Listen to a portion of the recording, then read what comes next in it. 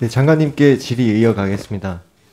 장관님, 현재 전국에 설치된 승강기 안전검사를 승강기 안전공단과 민간 지정업체 인력들이 시행하고 있죠. 예. 제가 파악한 바로는 현재 인력 기준으로는 정기검사일 30일 이내, 그러니까 전후로 30일 이내에 해야 된다는 그 규정을 간신히 맞추고 있는 실정이라고 파악했습니다.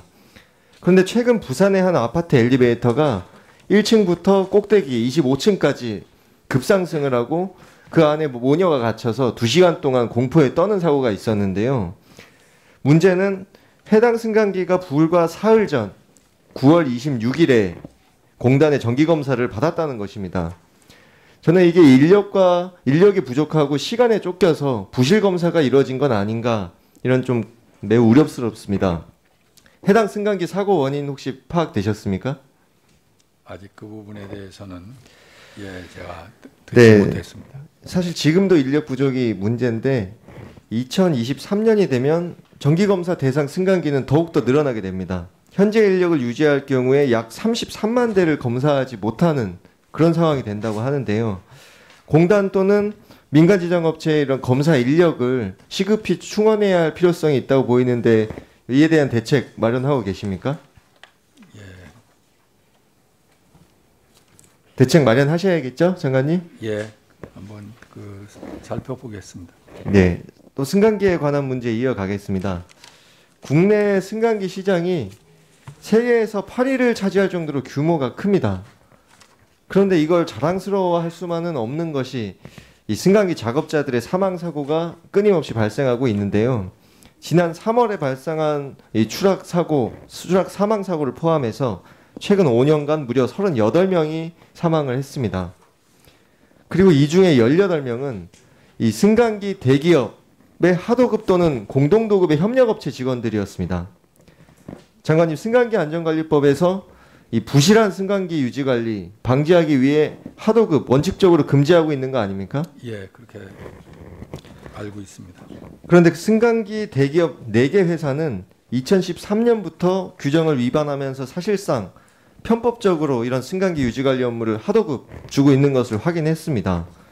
공동수급 협정서를 작성해놓고 실제로는 업무 대가를 모두 자사 매출로 처리한 뒤 일정 금액을 협력업체에 지급하고 업무를 지시하고 실적 관리를 하는 등 사실상 원청업체의 지위와 역할을 수행했다고 보여지는데 장관님 알고 계셨습니까?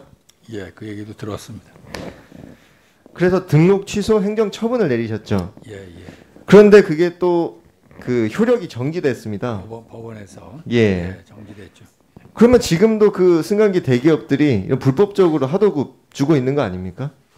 그래서 등록 취소 행정처분 효력이 정지됐기 때문에 한번 사실관계 확인해 보시고요. 예.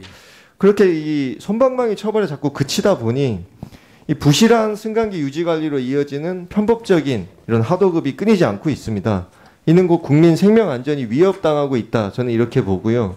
이런 위험의 외주화를 막고 또 국민이 안전하게 일하고 승강기를 이용할 수 있도록 좀 과징금을 이제 상향하는 등 현실적인 처벌을 강화하거나 실효성 있는 단속, 점검, 대책이 필요해 보입니다. 그렇게 해주시겠습니까?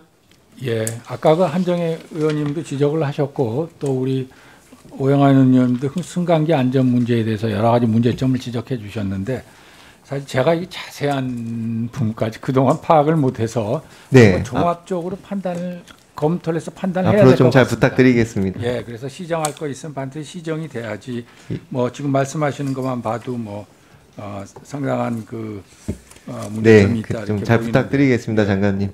그거는 관련해서 앞으로의 진행 사항은 서면으로 답변 좀 부탁드리겠습니다. 장관님, 2006년에 지방개혁법이 제정됐는데요. 이거 지역 중소기업과 지역 경제 활성화를 위해서 지역 경쟁 입찰 대상 제한 규정을 두고 있죠. 예. 그런데 그 기준 금액이 2006년부터 지금까지 동일하게 5억에 불과합니다. 그동안 노무비와 물가는 계속 상승해가지고 공사계약 금액은 끝없이 올라갔습니다. 실질적으로 지역 제한 대상 공사가 많이 축소됐어요. 그리고 지방중소기업 보호 육성하고 지역 제한 입찰 제도의 목적을 절대 달성하지 못하고 있는 상황인데 이는 지역 경제 자생력을 약화시키는 그런 부작용으로 이어지고 있습니다. 저는 그 목적을 달성하기 위해서, 즉 경제적 약자인 지역의 보호를 강화하기 위해서는 이 물가 상승률 등을 종합적으로 고려해서 이 지역 제한 공사 금액, 즉 입찰 대상 금액을 현재 2006년부터 지금까지 5억인 것을 한 10억 정도로 상향 조정해야 될 필요가 있다고 보는데 장관님 전에 예, 그 상향하는 내용에 그 지방계약법 시행규칙 개정안이 입법 예고 중에 있습니다 지금. 그래서 올해 말까지는 시행규칙 개정을 추진해 나가겠습니다.